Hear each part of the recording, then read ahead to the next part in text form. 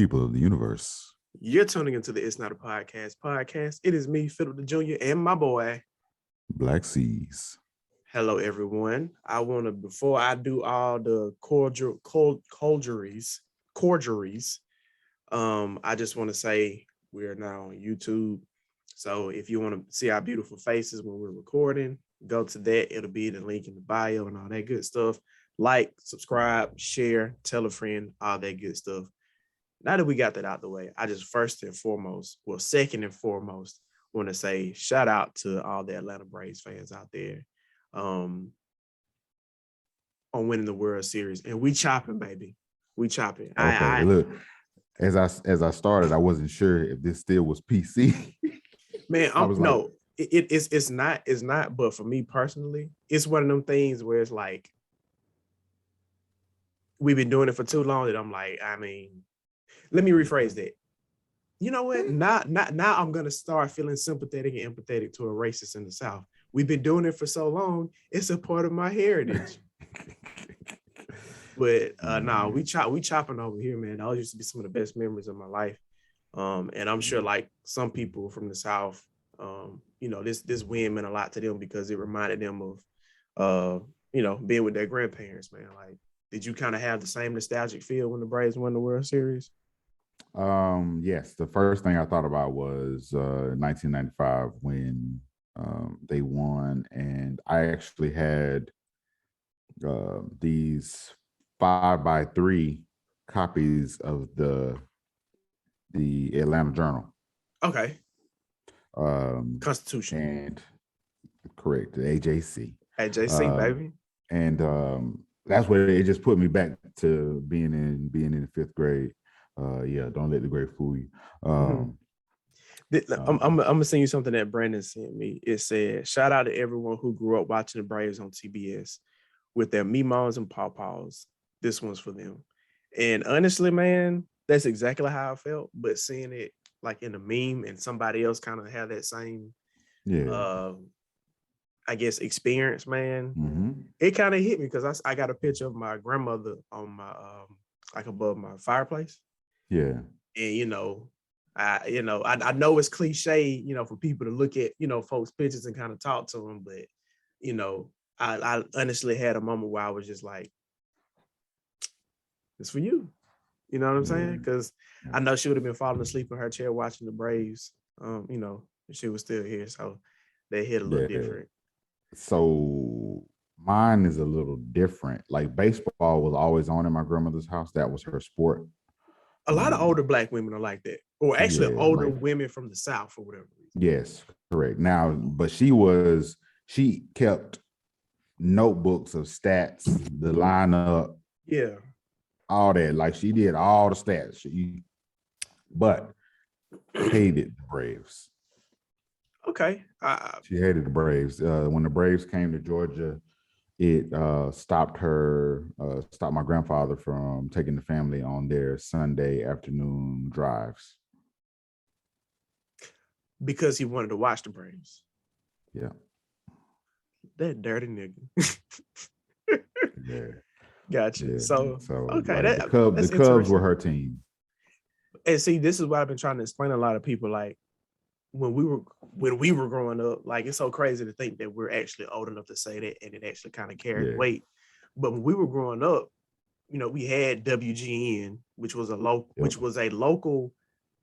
Chicago station, but it aired nationwide. And so we got to watch the Chicago Cubs, the Chicago Bulls, and the White Sox. And I'm sure if you were a hockey fan, you could watch I love that dude. Or you could watch the Blackhawks. But then when you had TBS, Ted Turner, he owned his own TV station, which was nationwide. He owned the Braves. Therefore, we got to see the Braves every single night. We didn't have to go to Fox Sports South or like try to find all these different packages. We got to watch them boys every single night. That's also a cool way to pimp the game, though. Ted Turner, he a little loopy at times, or was a little loopy at times, but he was on one with that idea. So God bless him with that. Have you ever been to Ted's Montana? No. There's a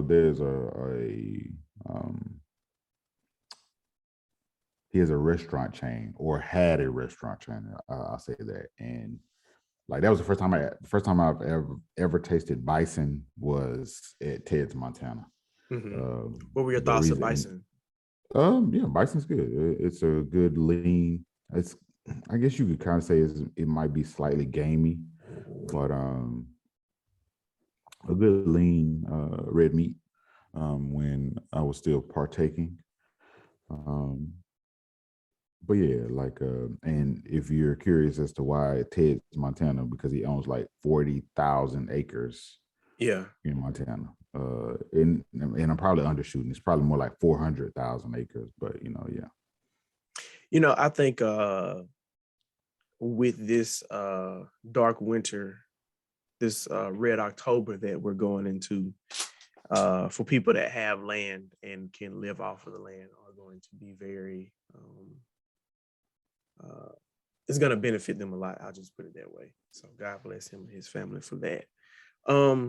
So let's go ahead and jump into the topic. Today we're going to talk about toxic relationships. And one of the catalysts for that was the show You, which streams on Netflix. And there's been 4 seasons. I just finished the 4th season. Jamal, you said you did finish season 4? Whatever season it is, I believe it's season. Let's just say it's season 4. Let's agree that it's season 4. I'm not admitting I'm wrong. So okay. Yes, there are 4 seasons. However, on Netflix, you may see the number 3 representing the 4th season. There are 4 seasons, but 3 is the most recent. Yes. There it is. Because when you said it, I went through the main love interest in my head. I was like, Beck, love. Nope. It ain't been. I could have sworn that love came in towards the end of season 2, which I mean, no, from the gate. Where do you remember where he saw love at that made him fall in love? At the store. The bakery? The bakery. He was in the book section and noticed her in the kitchen. Show you right. You right. No. He was in the book section because, it was a bookstore and a grocery store. Right. There was a small storefront. And she ran up on him and said some corny joke. Oh, damn, I'm telling the story. Nah, you good. But man, if you ain't seen it, then you late. And that's how it kicked off. He was a little taken aback because it is kind of sexy when a woman steps to you, though. Like, I ain't gonna hold you. Which, side note, women can be kind of aggressive. Like when they kinda. What? I mean, it's a turn on at times, but at the same time, it's like if this is what y'all got to go through, I don't want it. I don't like to be pursued. Yeah. I like to be. I'm the predator, not the prey. I completely hear that, but I think for women, stress on the think, ladies. They're in a perpetual survival mode. Yeah. Okay. And therefore, aggression is a part of that weapons package. Yeah, I can dig that. It's the main munition in their arsenal. Good one.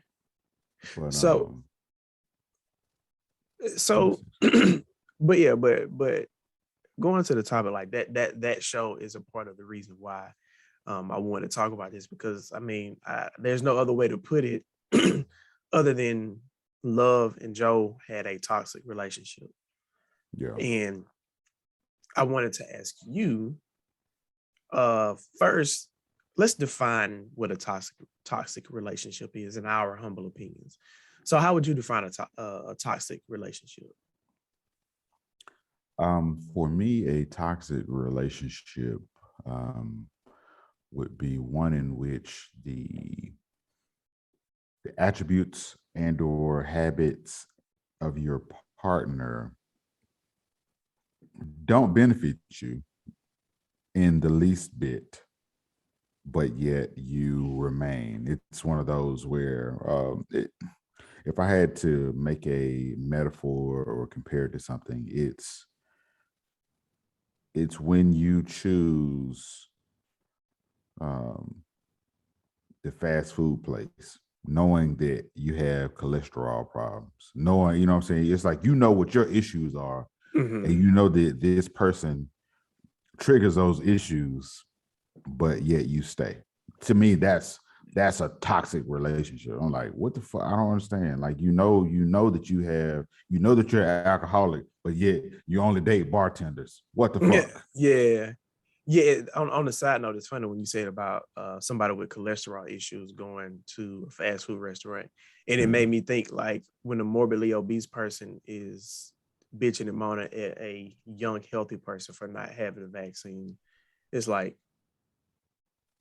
if you think that's the only thing that's gonna save you, you may not die from COVID, but in a couple of months, you know, when your blood ain't flowing right, because you know. But at any rate, I think I would pretty much kind of piggyback off of what you said as far as what a toxic relationship is. I think when, you know, the relationship is not serving you any good.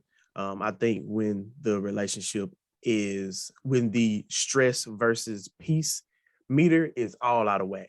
You know, I know at times it can sway in the middle, but when it is drastic left or right, well, yes, you know, left or right, polar opposites. Yeah. I think that's the biggest issue. But so I want to ask you this: Have you been in what you would consider a toxic relationship, or if you maybe weren't in a official boyfriend girlfriend, did you have a toxic relationship with a less than significant other?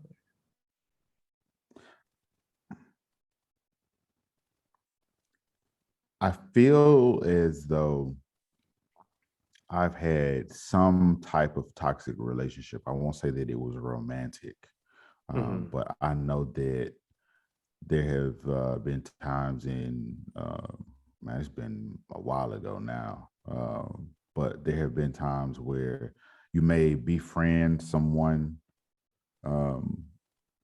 and the longer you all are friends, associates, colleagues, you know, whatever, I've had a work toxic relationship. And I'm glad you said that, because I was going to bring up the point that, you know, we're the impetus of this was from a romantic situation, boyfriend, girlfriend, boyfriend, they zim relationship. But I feel like in the real world, you can be in a toxic relationship with with your parents. Oh man, you said zim and all like, hey, who could the key to that be my or my that girl thought sugar? Oh, sorry. Yeah, it's loud. It's still loud to this day.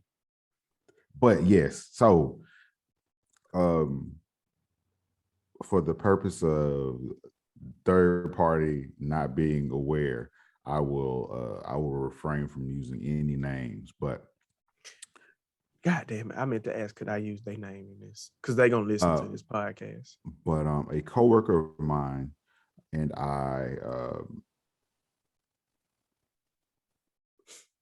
to a degree, the work relationship, like, we could get things done. I'll say that. We were able to accomplish tasks, but how this individual moved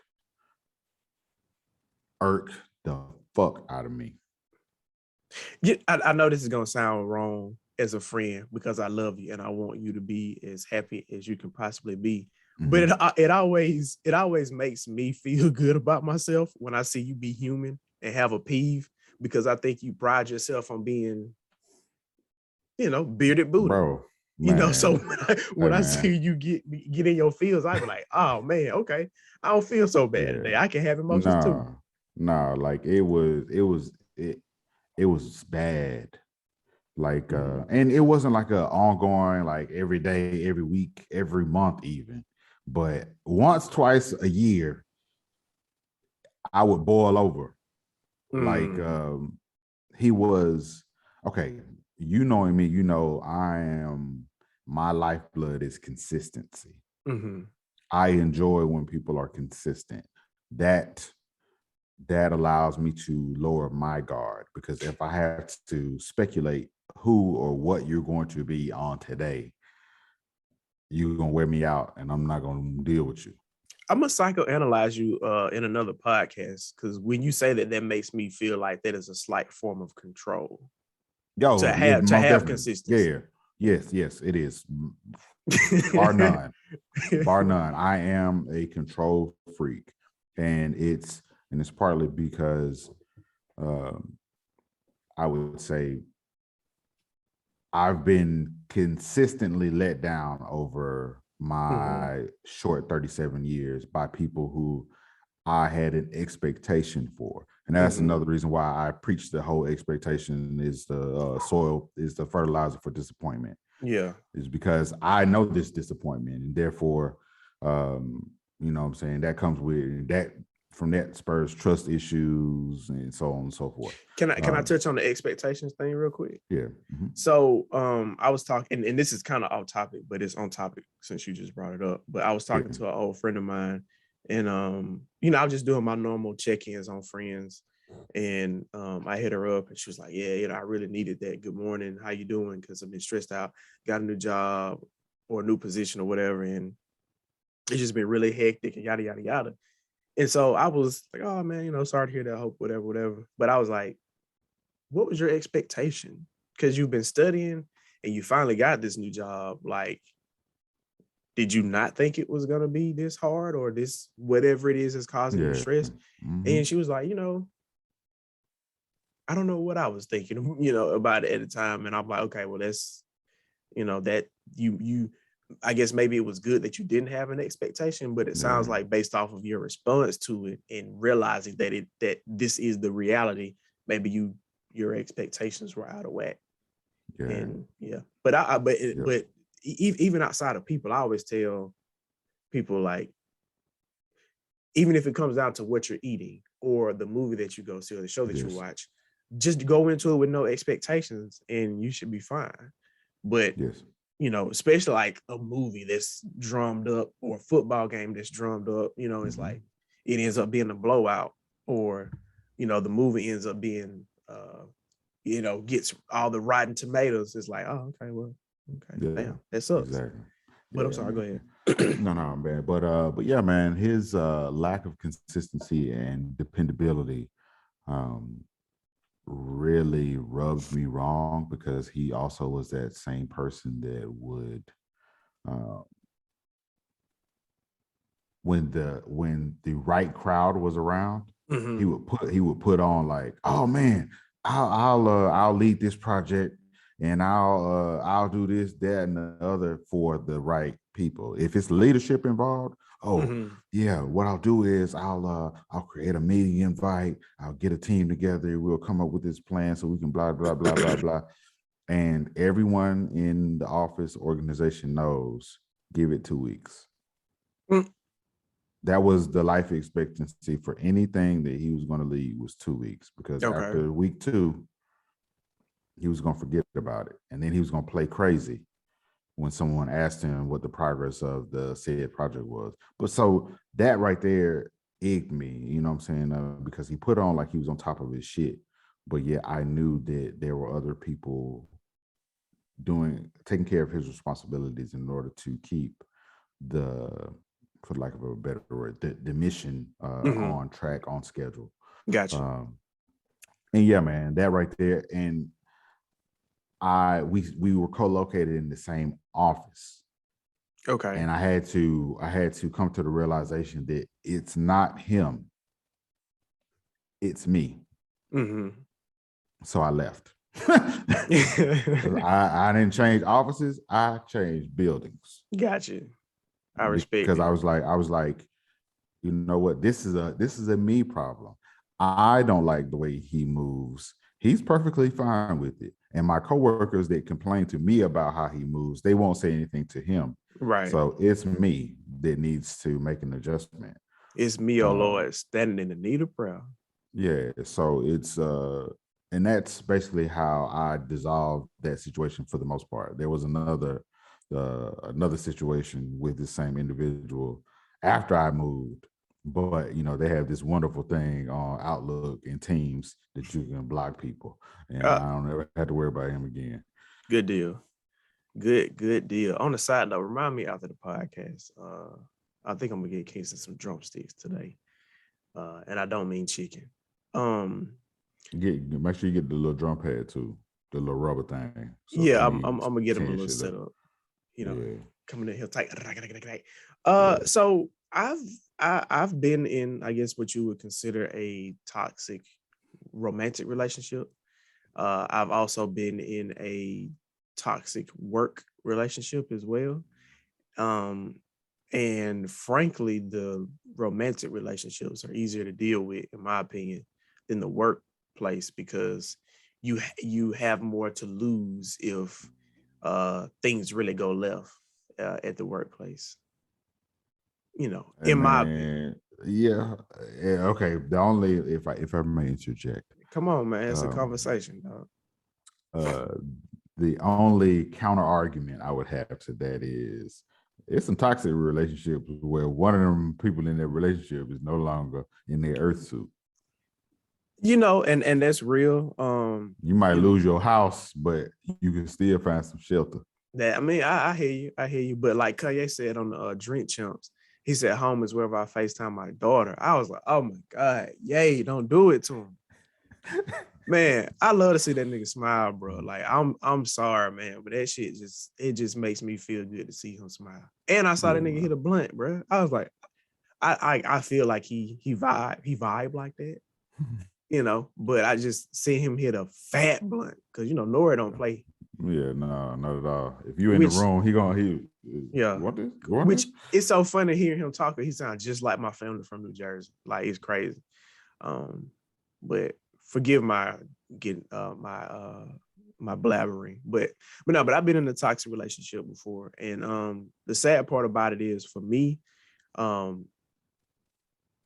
think there were aspects of that relationship that were eye-opening to me, not only like certain personality flaws that I had, but also like stuff that I had to really address, because there were certain parts of the relationship that were toxic.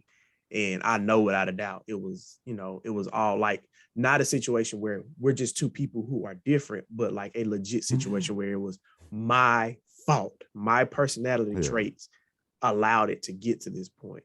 And I think the most toxic relationships are when both people have certain attributes that lend itself to be toxic. And so a lot of times we think about a toxic relationship as like an Ike and Tina situation. And that is not a toxic relationship. That is just an abusive relationship, which obviously can be toxic. But I mean, to me there is a difference. And like, you even look at somebody like a Bobby Whitney, good friend of the pod, Fred, he was saying he didn't necessarily think that they were a toxic relationship. But I was like, in my head, it was because both of them enabled the thing that didn't need to be enabled. If anything, you need to be enabling love and nurturingness and openness. But when you're nurturing, you know what I'm saying, something that could be to your detriment. Man, bruh. Do you remember the interview when I don't do crack. Crack is whack. She was just like, I'm too rich to do crack. I was like, God damn. She got it. Listen. She got that Bolivia and is the Rainbow Boys that grandma would have said, she got her ass right on together. I mean, boy. Hey, listen, man. What was that? Oh my God. Did you know they don't have a brown color in the rainbow flag? They've been fighting. I watched so exclusionary. Man, listen, I watched this interview with T.S. Madison, who is a member of the LGBTQ AI++. AI plus. I think you can just say LGBTQ plus, and then like you're in the clear. But then the other people aren't having representation. The plus is anything else that we add later. All right, then. So why can't it just be plus and have everyone equal? okay, she is a transgender woman, and she was talking about how they were fighting to get brown on the flag, and I'm just like, hey, what they say? Hey, you know what I'm saying? You know what I'm saying? You got on Gucci, you just a rich nigga, but you still a nigga. You know what I'm saying? So like we can't get our just desserts. Man, what was that? What was that phrase? Was it fish?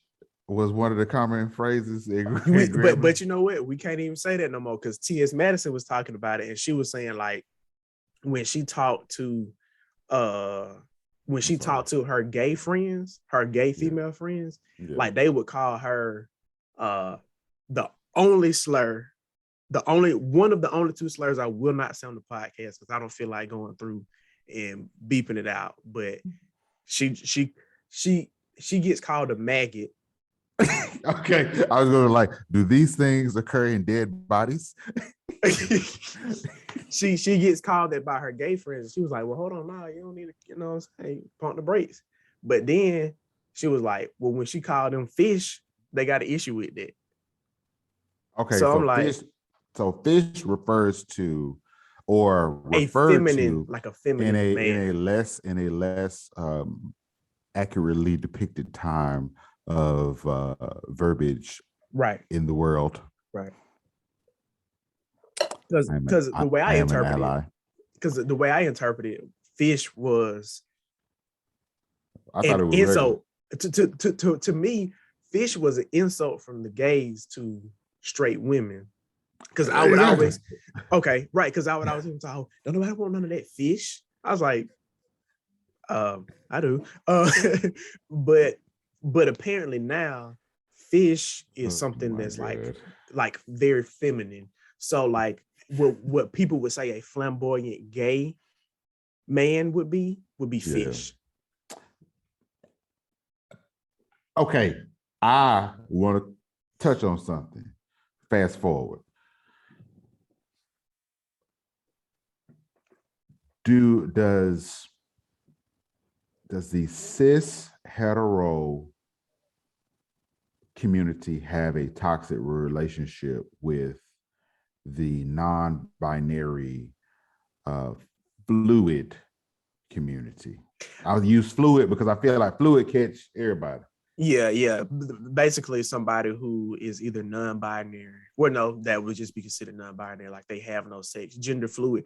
Okay, there's this girl on TikTok that is gender fluid, and like, dude, like her TikToks are so cool because like she'll do these transitions where she'll be like, boom, like the camera go down, and like right in the middle of it, like she'll be hair all on, makeup on, whatever.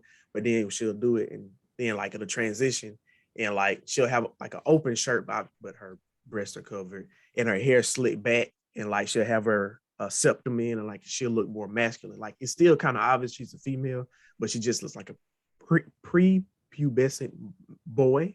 But it's obviously she's a woman, but it's like that's kind of her alter ego or whatever. Like Juno. Yes. Her, him, her. Juno is the character. The act. Yes, the act. Correct. I don't recall the actor that played Juno at that time. Right. Moniker by which they prefer to be referred to. Let's do some on air. But the reason I pose that question is because I feel like from being on Elliot Page, what they would go by now, I think. Okay, yeah. But what I probably would be referred to by the LGBTQ, and much respect to any letter that I may have left off, but that particular community is, I feel as though the heterosexual cis community, they get ridiculed for not knowing how to navigate the waters. Mm-hmm. But I rarely see anyone from the community that is upset a means of educating them. Okay. And so I think that to me seems toxic. Based on my my navigation of the interweb and the interviews I've listened to, because I like listening to the Breakfast Club, anything with Charlamagne the God, I'm gonna listen to. And some of the other podcasts I've listened to where they have on people that are part of the community. And they try to educate, but I'll say this really quick. I think that I think the toxicity goes both ways at times. But I also think that the toxicness is on the extremes. The people who just simply don't give a shit and don't want to change are not the same people as the people who just haven't been exposed to it and don't understand it. I don't have a person in my I have one person that would be a part of the LGBTQ plus community that is in my tightest of inner circles. I only have one person, and that person is just now starting their journey, or more recently came out to me as far as starting their journey. Understood. So outside of that person, and there's going to be a certain lack of knowledge based on limited experiences, because again, they're just now navigating the waters. So I don't have anybody close to me, or I don't even think I have anybody. I do have gay friends that are on like the outer rim. Yeah, that I used to kick it with before COVID. But the pun is not lost on me. But I could go to them and talk to them about stuff, but I don't think they would fall into this new age, like gender fluid, non-binary situation, like, because they probably don't even have that much experience with it because they're older gays. Gotcha. But I think the one extreme is like, I don't give a shit, I'm not changing, I don't know. But then you have the other extreme with in their community where it's like, you should address me as such and you should know. It's not my job to educate you, yada, yada, yada. But again, I think you have to be mindful, right? Because you have to be mindful about how you, again, like I talk about race. There's a difference between being a racist and having a racial blind spot, and just having a lack of knowledge. Being prejudiced. I would even just say being ignorant to something. Yeah, but and the only reason I use the word prejudice is because you're prejudging, therefore you're ignorant. Okay, got you. Prejudice is prejudging, and if you prejudge, you have none of the facts for this thing that you're prejudging. When I grew up, I always looked at prejudice as prejudice and discrimination being the same thing, but I've grown to realize that discrimination is it almost stems from experience. Let me rephrase that. Prejudice is a prerequisite for discrimination. Correct. Prejudice is It prejudice is the conduit. Is the leak. Discrimination is full on blast off. Right. So but I'll say this, like I said, I don't have anybody close to me that I can just sit down and talk to, because I would rather have those type of conversations and sit down and watch a YouTube video about whatever's going on. Yeah, you want to get a first-hand account because that is more trustworthy. For the lack of a better phrase. And me personally, like, I like seeing when people of different views can sit down and have a conversation. I don't know if you keep up with Trevor Noah like that, but he's kind of made some changes to the way he does his late show.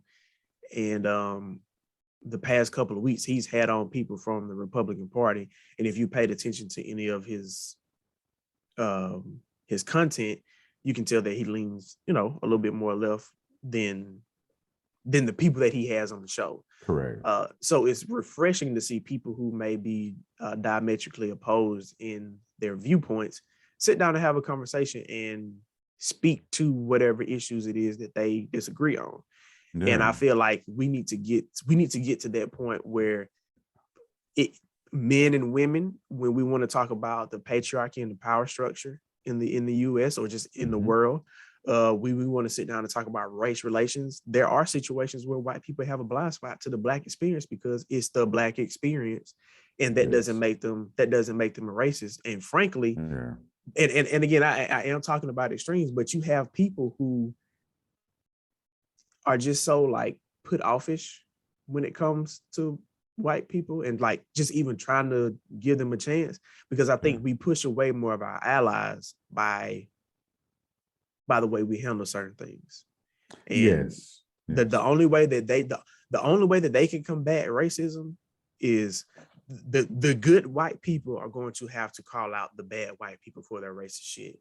The good men are going to have to call out the bad men on their misogyny, yes, their sexual assaults and all that other kind of stuff.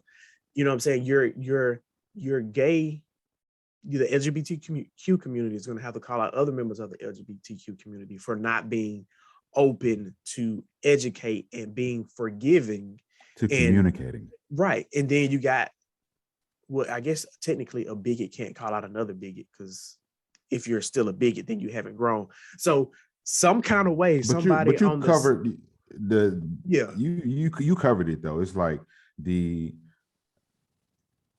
better in every group has to tend to those who aren't in some shape, form, or fashion, that is going to overall improve the group and help the lines of communication be established and or improved. The good in the community is like a vaccine. You're the antibodies. Yeah, you the antibodies that get in there, and then you go in there and do whatever else you got to do and clear it up. Yeah, but yeah, man, you gotta take your what's one of them common as antibiotics that they give? Not penicillin. I don't want to use that, but amoxicillin. Is it amoxicillin? Amoxicillin. Yeah, I've taken it a few times. Yeah, man. As we continue to have this conversation about toxicity in relationships, I feel like humanity has a toxic relationship with progress.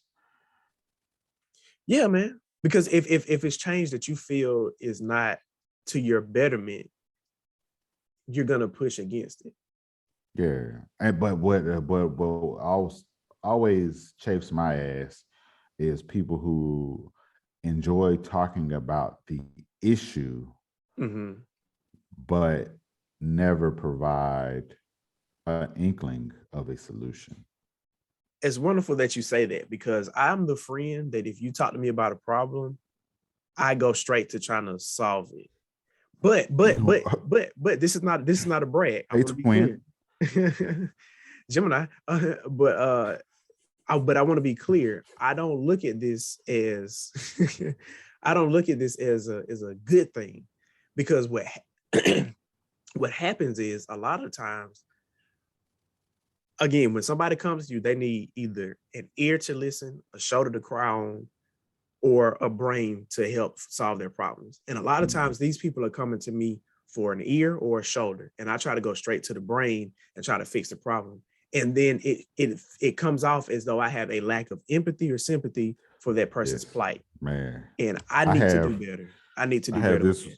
I have this relationship with someone that I share a parent with.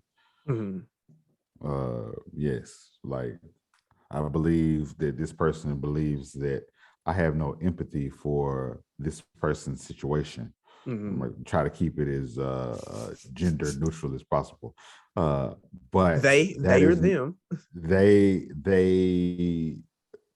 They're mistaken. They are mistaken. I have empathy for what they are going through, but I also, from my experience with like situations, have come to the realization that it's their internal work that is going to provide the solution. I like that. Not external. Okay. You looking for someone else to change is a distraction from the work that you need to do. Yeah, you can't sit there and wait too long. Like, because the only time that can happen is like maybe in a marriage. Like if a husband or wife or partner is going through counseling and they're trying to change, you can kind of hang out with them, but your expectations also need to change too. Man, but there's this one phrase that it is so powerful that it might turn the internet off on us, but your perspective is your reality. Yeah. Flat out. Which means that you control how your day begins, ends, and goes. That doesn't mean that there won't be challenges through that period of time, but it means that how you perceive it is how that you will digest it. So, and it's funny that you say like you control it, because I was thinking the other day, and it's not the conversation of free will, which I know we've kind of touched on before in the past, but it was a thought that was like, how much of our everyday life do we actually control? Because in our minds, it's like, okay, I'm gonna tell my mouth, my voice box to say the words that I'm saying right now. That's cool, but how much control over that do I have when it comes to you actually hearing what I'm saying? In my mind, I'm going to talk to you right now, but if this microphone goes out, my laptop fucks up, your laptop messes up, your headphones messes up. Like, how much control over our day-to-day life do we really have? And how much control over our life, how much of our life is controlled by whether or not outside forces are going to do what they've normally done? Yeah, the reaction to the actions that we take. Yeah. And that statement subject makes me, it automatically took me to Pharrell's Drink Champ. I will have to find interview. Them shit's long, bro. They are long. And he said, zoom out. You can talk, but that gives you controlling your ability to talk and to convey a message is what you can control. The receipt or reception of said message is not under your control. Right. You know what I'm saying? We can plug up the equipment, connect our devices to the internet, but to reach the other side depends on external things that we have no control over, you know? Like, and when he says, he was like, sometimes we zoom in so far that we miss the very blessing that we're in the midst of. You know what I'm saying? But it's not like this. And then you zoom out. It's like, but I do have all of this. It's like when people say you can't see the forest for the trees, but in this situation, zooming out, it's like, damn, you see, there's this tree right here that it looks like it's barren. The branches ain't what they should be. The roots ain't what they need to be. Mm-hmm. But if you zoom out, bro, that's just one tree in the forest of trees. Yeah. You know what I'm saying? If you zoom out far enough, you'll see at the top of this tree, it's full of leaves. Right. Exactly. It was your perspective. Oh. You did. Man, I wish I had a spliff right now. Which actually I can't smoke spliffs. That tobacco hit me in a different type of way. But it's funny that you said it about zooming out. There was a TikTok that I saw, and it was like, what is the world that we're really seeing or whatever? And imagine you're looking at a picture. It's like a cartoon character-ish, but you're looking at a picture of a guy in the car, and it's like a profile. Yeah. What is it? What is that? This is a profile, right? The side angle. Yes. Profile. It's a profile of the car, and all you see is like the window and him in the car. Then they zoom out, and it is a picture of a mug, and the car is on the mug, and then they zoom out, and then that mug is on the inside of a fish bowl, and you got a fish there, and then they zoom out, and it's like it just keeps zooming and it keeps zooming and it keeps zooming. It's like, my brain is on overload. There's so much stuff going on. Yeah, man. Was that on IG? Did you share that with us? Okay, so like I'm trying to figure out. Because I've seen it. I think it was on TikTok, because I feel like I try to curate our groups, because it's like it's certain stuff that I'll specifically send to you, like any kind of hotel Kemet type stuff. I'm gonna probably just send that straight to you. Any type of He-Man woman hater stuff that's like really out there, I'll probably just send that to Brandon. Yeah. It's like, so you the one gassing him up. Yes. Man, yes. Look, let me get some of that 98 octane on pump too. Yeah, man. Listen, man, the He-Man woman hater club is real, bro. And I was like, the stuff he be saying sometimes, I'd be like, oh, he feel away today, y'all. I was talking to my homegirl at work the other day, and I was like, man, if you got into my phone, which I mean, I would unalive myself. That's how they say it on TikTok now. they say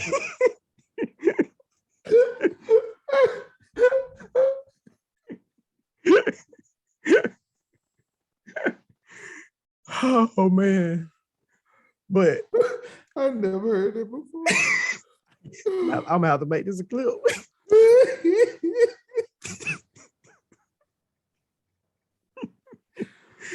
Oh man. But if you ever got in my phone and saw some of the conversations I have with Brandon, which by the way, cheese and rice. Which by the way, let's go, Brandon. And I mean that shit from the diaphragm. Like I'm sitting on them notes. I mean that. Let's go, Brandon. But I was like, man, I still need to figure out what that even means, man. I see it and I don't know. We'll wait to the end. I'll tell you. But remember, I said it. Let's go, Brandon. But the stuff that we say be some of the most toxic shit, and it ain't even that. That's how we literally feel. It's just the fact that like, whoo, I've been sitting on this one. I got to let this go, and we every so often we have a, for lack of a better phrase, bitches ain't shit conversation. And it ain't necessarily like from a relationship standpoint, it's not from a work standpoint. It's not a specific bitch. It's a general bitch. It is a all encompassing. It's all encompassing. Beautiful, intelligent, talkative, caring human. Yeah.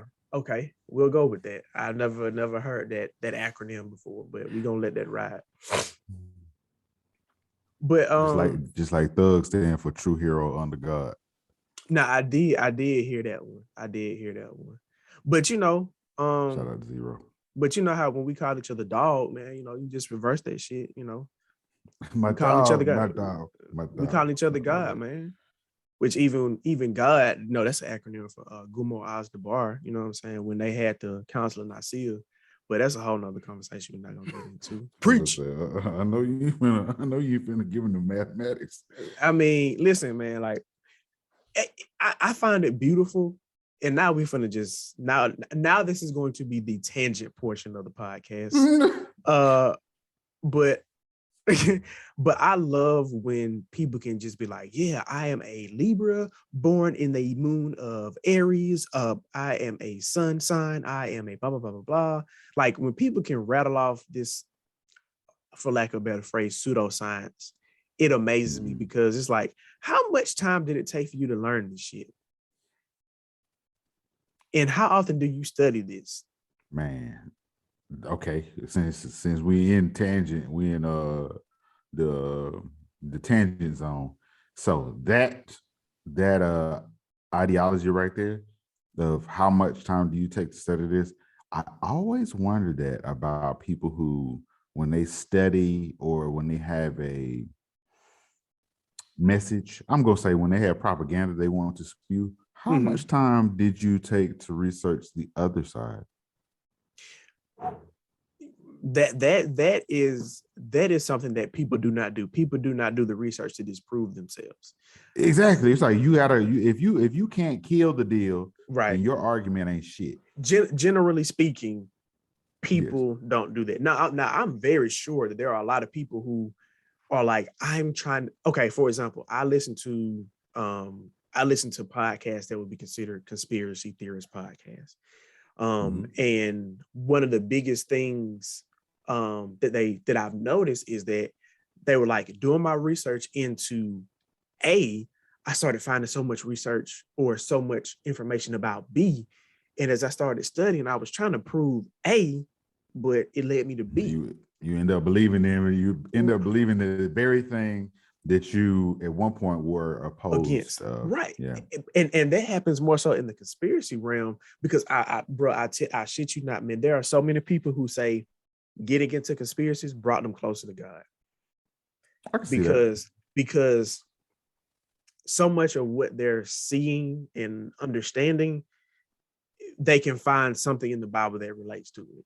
And for a lot of people, when, you know, if you look at the Bible as an accurate religious text, which, I mean, if you're a believer in Christ, I don't see why you wouldn't.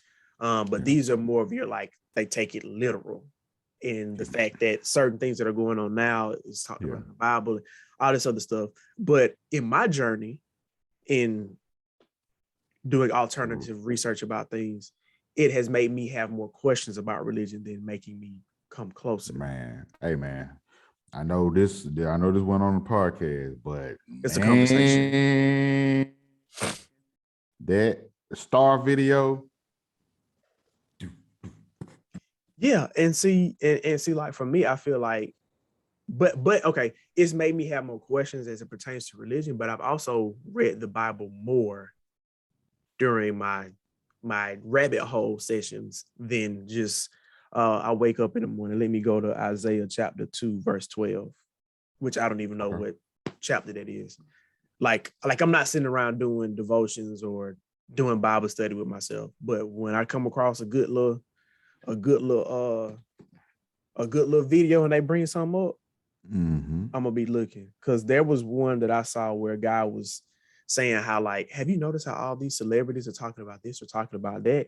And they brought up Ecclesiastes 13:23. Said, when a rich man speaketh, every man holdeth their tongue and look at what he saith.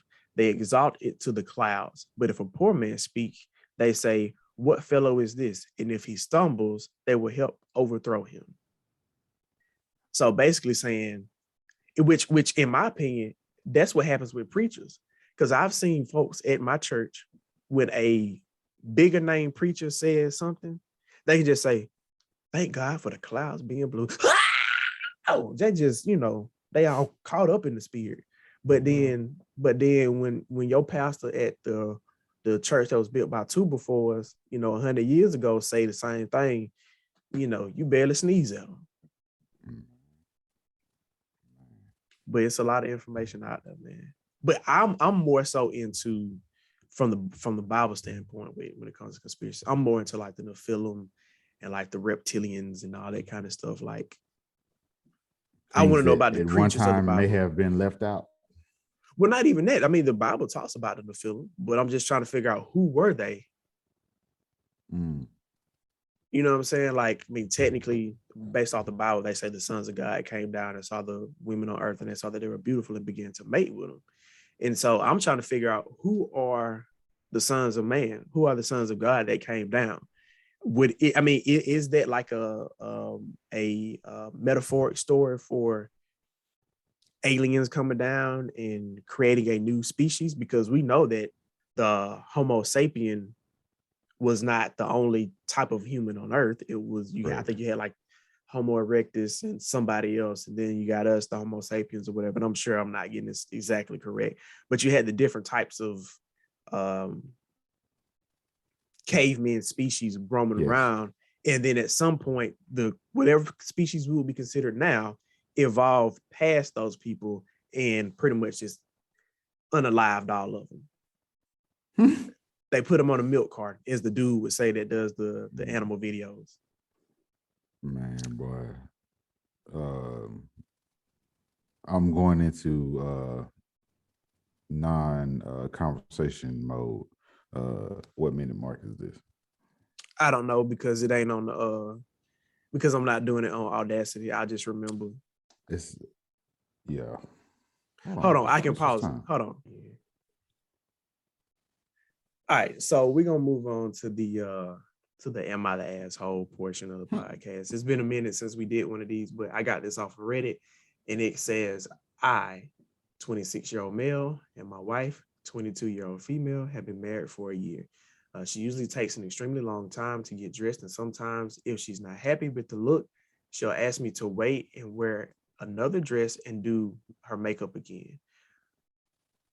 So we most often get to events late. Today, I had to go to my friend's home for his wedding anniversary. So I told her to get ready on time. I even mentioned to her 4 hours prior. I got her a hair appointment, etc. As usual, she was running late. My friend and his wife were stalling the celebration just for me. I got mad at my wife when I told her to find a way to my friend's house herself, and that I was leaving without her. She requested for me to wait for her, but I just left without it. She didn't come at all and called me saying that she doesn't want to come on her own because she doesn't want all that attention to be on her due to her being late. I told her to do as she pleases and that she needs to be punctual if she wants to come somewhere with me. She started crying and cut the call. Am I the asshole? Question mark. No. Should I expound? You can, because I go ahead. We must stop talking down on ourselves for making the decision that best suits us. If we give people an ample opportunity to achieve a common goal for a partnership, and they choose not to do their part in that, then you are not an asshole for turning in your work alone. Listen. The thing is, you said common goal. It's not the common goal, in my opinion, because he was trying to get there on time. She was just trying to look cute. And I use common goal because no, I get what you're saying, but I'm just because I'm just being fake deep. It was something that was brought to the table ahead of time. Right. So the common goal, meaning that both parties are aware of the time, date, and place. Okay, so this is if you don't give a fuck, just say you don't give a fuck. Don't cut the call on me. Ooh, that got me upset up in here. Listen, this is not necessarily be a bragging situation, but I'm pretty much always on time. That is how I operate. Yes. With that being said, that is also an area of opportunity for me because I need to learn how to not always be in control of situations. I need to learn how to just go with the flow sometimes. If something starts at 3, guess what? If I get there at 3:15, 3:20, 3:30, it's still gonna be all right. Unless I have to bring something specific or I'm needed. But I'm the type of person, me personally, I like to get places early. So you can get the fuck out of there. Right. So if I want to leave, I can get on up out of there. And I also kind of have just that servant spirit. Like I want to help, straighten up or tidy up if I stay late or whatever. That's just how I operate. But I have been could possibly be in a relationship where I have this type of interaction with my helpmate. And that's a biblical term. So, I'm not being misogynistic. Unless that person's view of the Bible is misogynistic. That is a valid point, which I mean, it is a lot of misogynistic stuff in the Bible, but that's neither here. Even though the New Testament can't happen without a woman. That is a valid statement. Another thing. No, man. Yeah, that we didn't need a man technically. We didn't need earth sperm. We had heaven sperm. Look, I was gonna be like, man, now to think about it, the most of the Bible is very what's the female version? Feministic. Nah. Oh, okay. All right. Or it's like prejudice against men. I'm like, there's no word for that because you can't. No, actually there is a word. I just don't remember what it is. Oh well, shit, I don't know. But to get back to this, I'm always like, yo, it starts at this time. Let's go. Like I'll be done everything. Got me ready. Got kinks ready. I'm just sitting there. So I've gotten away from the whole, like, hey, we need to be there at this time, but it actually is a different time, and I don't tell you. I just be like, look, this is what time it is. If you're not ready by this time, I'm going to leave without you. Luckily, I haven't had to do that yet, but I don't want there to be a day that my bluff is called because I promise you, whatever chips you put in, you ain't getting back. Because I just hate it. I hate being late to stuff. Misandry, which is very similar to another term. Misandry. No, you said term, not name. Yeah, another term that is in the poly world. Interesting. How late would you be willing to wait in this situation? Because apparently, like the guy said, the friend was stalling the celebration for him. So I want to know how many people were there, and like, did he have to do a speech at his friend's anniversary party? So, if it's something of this, like, okay, if it's a party, something like that, I ain't that hard up. Mm-hmm. Because I'm just not that hard up. But if it's a wedding, a funeral, something where it's going to cause a disturbance to be late. And I will leave your ass. It's also a matter of how many people are there too, because if this is like an intimate, swanky soiree where it's like only 2 other couples, yeah, we gonna see it. But anytime you get to double-digit people, it's like, oh, hey, Bob is here. When'd you get here? Exactly. Oh man, I think somebody said you were outside taking the trash out. I've been here for the past 20 years. Because I mean, it'll happen. You know what I'm saying? Like, unless, because like for me, like when I have stuff, I'm normally in the garage cooking. Like, well, if I'm like frying fish or something like that, I'm in the garage cooking. So I see everybody that's coming in.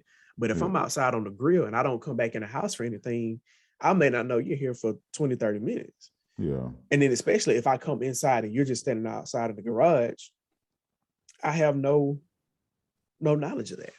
Yeah, man. But I'm like, Nick knows that I strive to be on time. Mm-hmm. But I, like you, I think you said some very wise and impactful words earlier, that it's an area of opportunity to not be as controlling. Mm-hmm. That's a part of it, because a lot of times my try to be on time, or in the past, has been in reference to parties or little kickbacks and stuff like that. I was like, man, but they said it started at 4, you know. Mm-hmm. She's like, yes, I understand that, but we all know that none of these people that are going to be there are going to get there at 4. Right. I was like, valid. It's just, you know, when I hear time. Yeah. Listen, you're early, you're on time. That's a target. You're early, you're on time, you're late. I mean, I think some of that is just, one, our personalities, and then I think 2 is just, you know, being a part of the band at Grambling. Like, man, being late was not.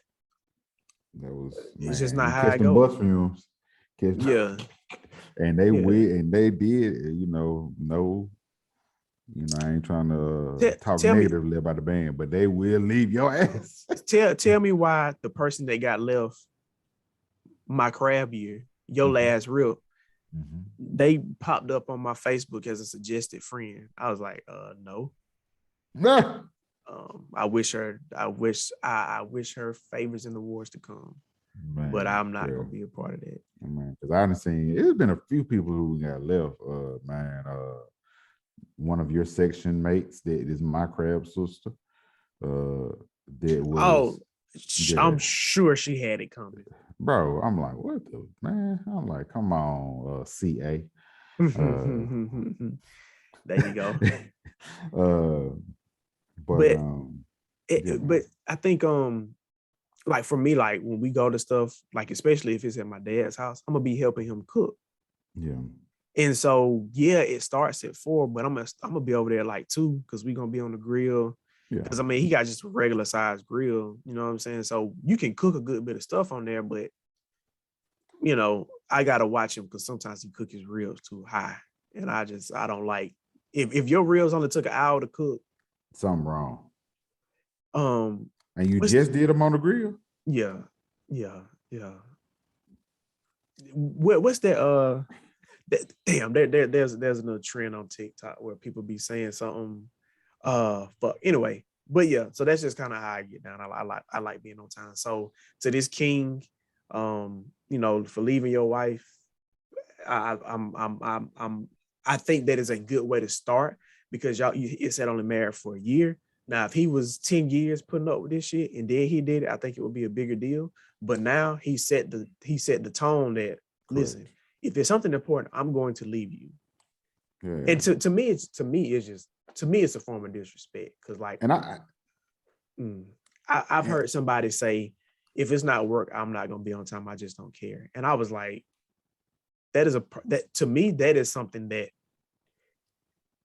had I known this earlier, could have been a deal breaker. Because to me, that is like uber selfish. But anyway, I'm sorry. Go ahead. I was gonna say, because I'm gonna get pissed off. I was raised in the house where I saw my mother get left. So because bro, I'm like, that's what let me know. Oh, green lit. Yeah. Green lit. Now, have I done it? No. But have I thought about doing it? Yes. Right. You know what I'm saying? I get it. In my arsenal, I just ain't pulled that bullet out. I can see Joan getting left, you know what I'm Bro, saying? Because she she gonna look good when she step out now. She ain't no half she stepper, just slow, man. bro. She just slow. She just slow. I ain't talking about my Miss Gant class slow, but I she's almost slow, threw bro. up. I Like, almost threw up. man, like it just, and it gets me because it be every time. But I also was raised in the house where my mom was, she was, teachers needed to be at school at a certain time. My mama coming through the gate, the door. At that time, she like dropping the bag, writing on the chalkboard. She can't even get ready. She ain't got no prep time. Who gonna check me, boo? Who gonna check me, boo? Basically. So, what I'm saying? Like, I think it's interesting how, at least for myself, it's almost as if, and I know it's a group of people out here don't like for God to be referred to as the universe, but if He is the all-seeing, all-knowing, all omnipresent, He is the universe. Anyway, how He designs our parents to train us for our significant others. Mm-hmm. It's eerie, bro. Yeah, because a lot of people say they feel like they married their father, or they feel like they married their mother, or something like that. Yeah. Eerie, because that's who I do say we're married. She was like, I don't like, the only thing now, she's never said it, but she is on time for work pre-COVID. Mm-hmm.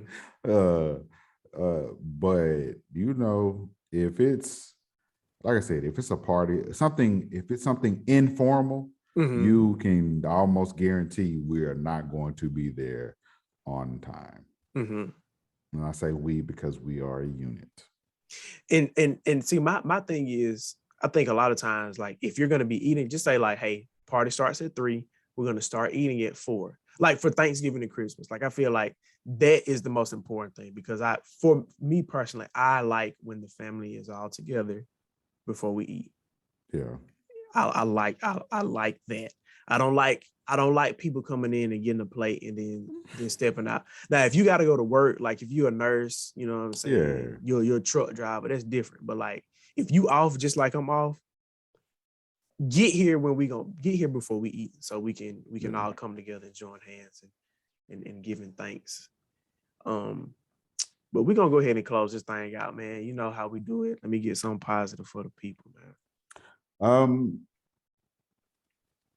It's okay to make the decisions for you, and it's okay to have had a pattern or a record or a season of time where you did something one way and you've come to the realization that no longer serves you.